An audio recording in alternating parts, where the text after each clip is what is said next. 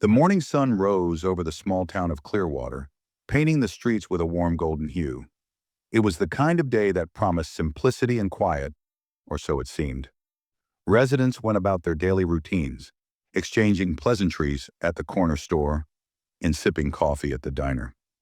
Sheriff Sam Carter, a stalwart figure in his mid-50s with a weathered face that told the story of decades of service, sat in his usual booth at Rosie's Diner, nursing his second cup of coffee.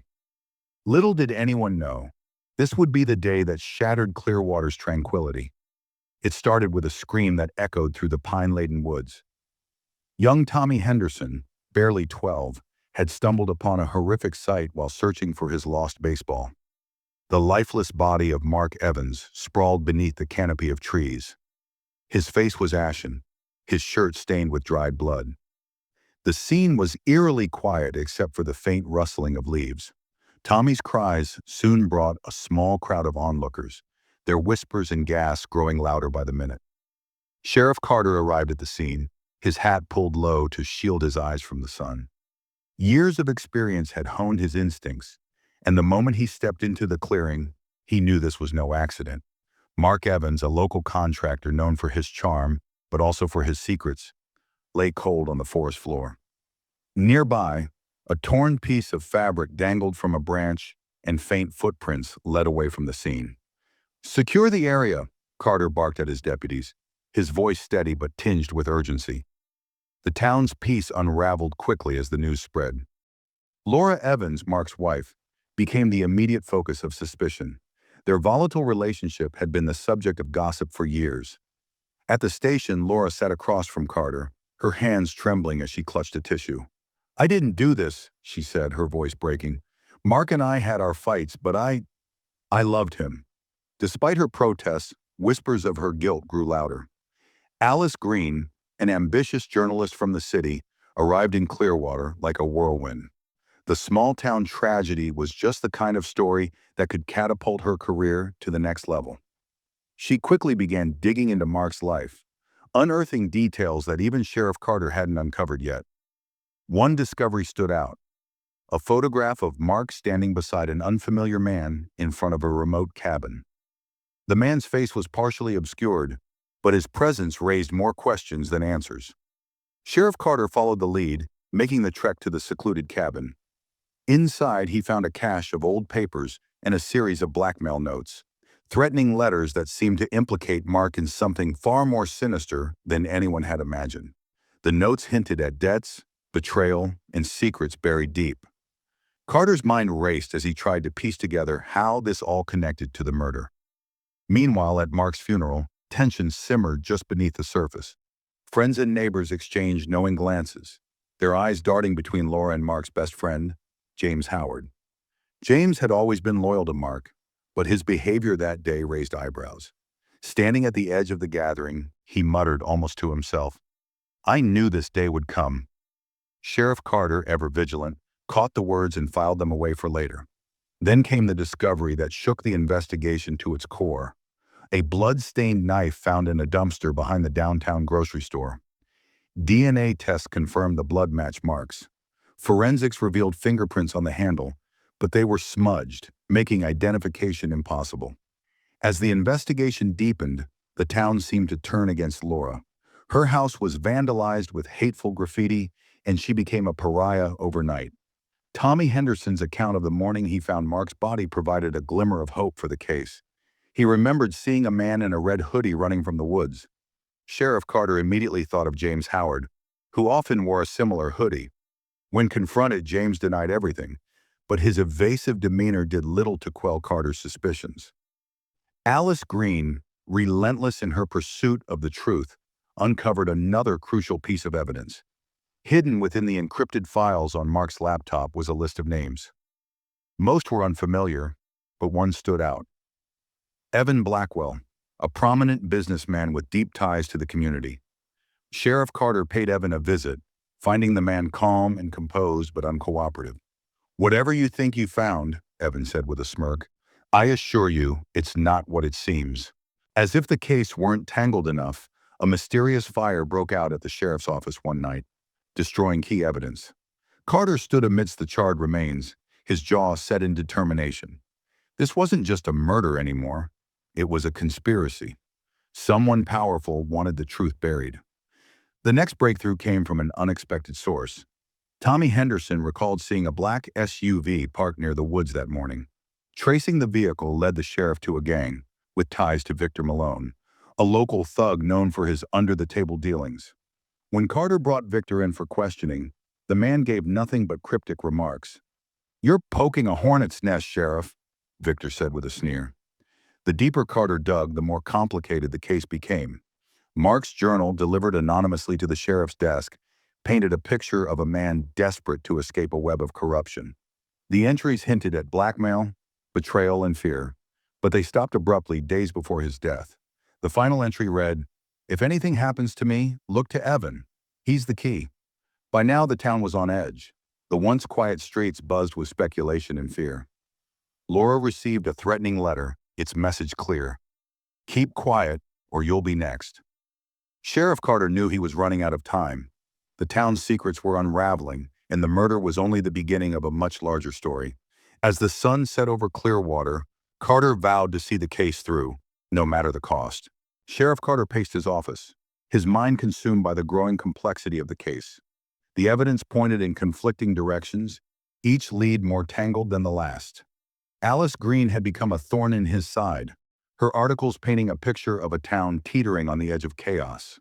She was determined to crack the story, even if it meant stepping on Carter's toes.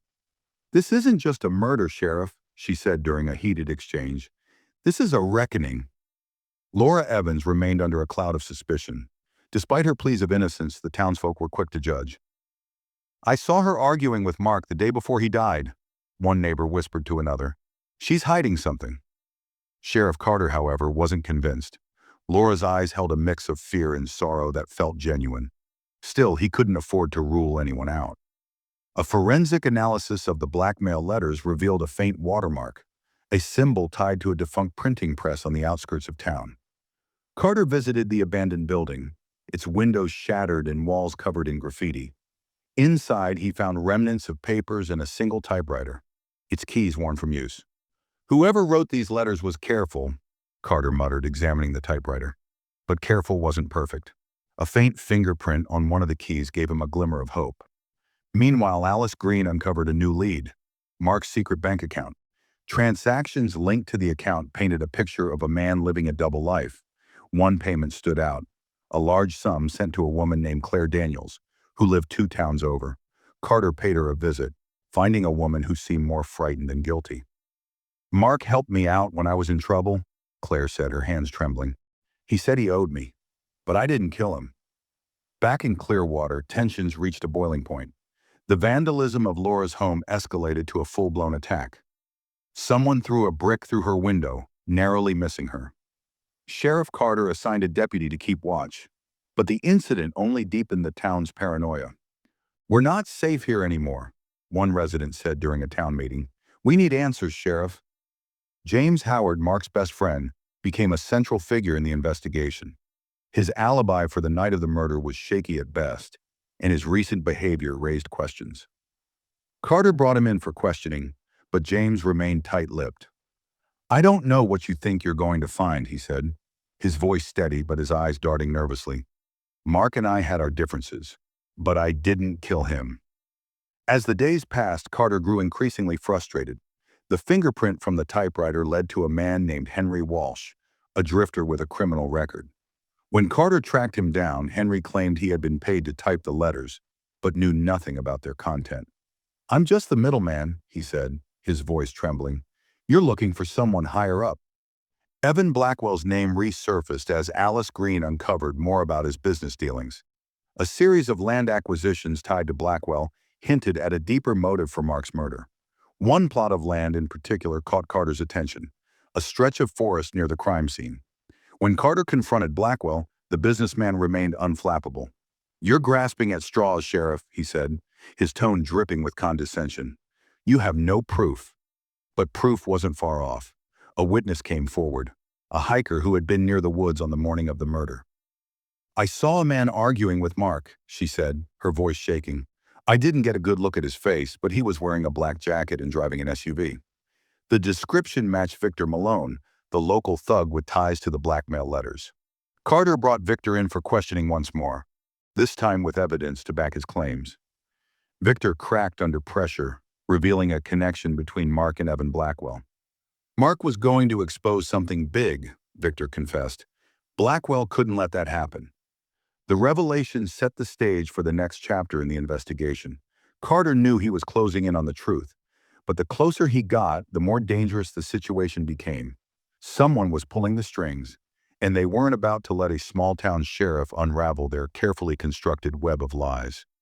As Act Two drew to a close, Carter prepared for the battle ahead, knowing that the stakes had never been higher. Sheriff Carter sat in his darkened office, the pieces of the puzzle finally starting to align. The connection between Blackwell and Mark was deeper than anyone had imagined.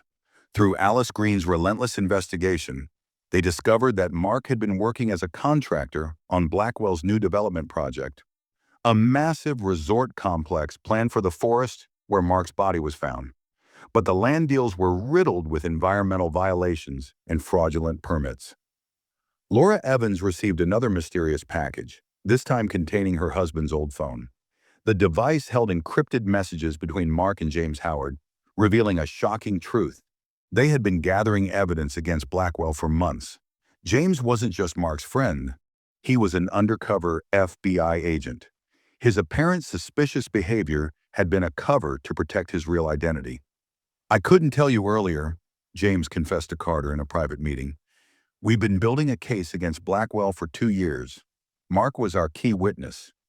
The evidence they'd collected pointed to a massive corruption scheme involving toxic waste dumping in the protected forest areas. Waste from Blackwell's other businesses that would have cost millions to dispose of legally. The investigation took a dangerous turn when Alice Green vanished after telling Carter she'd found something big.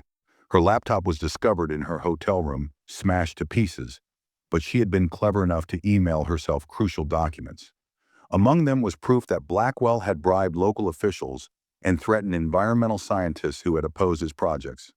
Tommy Henderson, the young boy who found Mark's body, came forward with another crucial detail. The man in the red hoodie he'd seen wasn't running away. He was planting evidence. Security footage from a nearby gas station confirmed his story, showing Victor Malone's SUV parked there just minutes before Tommy found the body. Claire Daniels finally revealed her true connection to the case. She wasn't just someone Mark had helped. She was a former environmental scientist who had been forced to leave town after discovering contaminated soil samples near Blackwell's other properties. The money Mark had sent her was to fund independent research that could expose the truth. Meanwhile, the fire at the sheriff's office took on new significance when forensics discovered traces of professional-grade accelerant. Deputy Mike Reynolds, a recent addition to the force, disappeared the same night. Background checks revealed he had worked security for one of Blackwell's companies before joining law enforcement. The case broke wide open during a tense confrontation at Blackwell's office. Carter and James, now working together openly, confronted the businessman with their evidence. But Blackwell had one last card to play. "You think Victor acted alone?" he sneered. "Ask your friend Howard about the night Mark really discovered the truth." The twist hit hard. James had been with Mark the night he died, but not as a conspirator. Mark had called him after discovering proof that Blackwell's operation went beyond local corruption. It involved a network of corrupt officials and businesses across the state. They had met at the cabin to discuss the evidence, but someone had followed them. Alice Green reappeared, having gone into hiding after narrowly escaping an attempt on her life. She had found the missing piece, photographs from a hidden camera Mark had installed at the cabin. The images showed Deputy Reynolds and Victor Malone confronting Mark, with Blackwell himself watching from his SUV. The town's secrets exploded into the open. Laura Evans, far from being a suspect, had been helping Mark gather evidence all along, playing the role of an estranged wife to protect their investigation. The threatening letters she received were meant to silence her after Mark's death. Carter orchestrated a careful sting operation. With James's FBI connections and Alice's evidence, they set a trap. They leaked information about a supposed handoff of Mark's complete evidence file. Blackwell took the bait, sending Reynolds and Victor to intercept it. The operation ended in a tense standoff at the cabin where it all began. In the end, justice came swiftly. Blackwell, Reynolds, and Victor were arrested. The evidence Mark died trying to expose led to a broader investigation that uncovered decades of corruption. The forest he died trying to protect was declared a protected wildlife reserve, named in his honor. Laura Evans finally found peace, knowing her husband's killers would face justice. Tommy Henderson was hailed as a hero, his keen observation skills having provided crucial evidence. Alice Green wrote a series of award-winning articles exposing the full scope of the corruption, bringing national attention to environmental crimes in small towns. Sheriff Carter stood at Mark's grave months later, placing a single rose beside the headstone. The town of Clearwater had changed, its innocence shattered, but its spirit strengthened. The morning sun rose over the pine trees, just as it had on that fateful day, but now it illuminated a town freed from the shadows of corruption. James Howard remained in Clearwater, accepting a position as Carter's deputy. Together they worked to rebuild the town's trust in law enforcement. The old printing press building was converted into a community center, a symbol of transformation and renewal. As winter settled over Clearwater, the town began to heal. The truth had cost them dearly, but it had also set them free. Sheriff Carter kept Mark's journal in his desk drawer, a reminder that justice, though sometimes delayed, would always find its way into the light.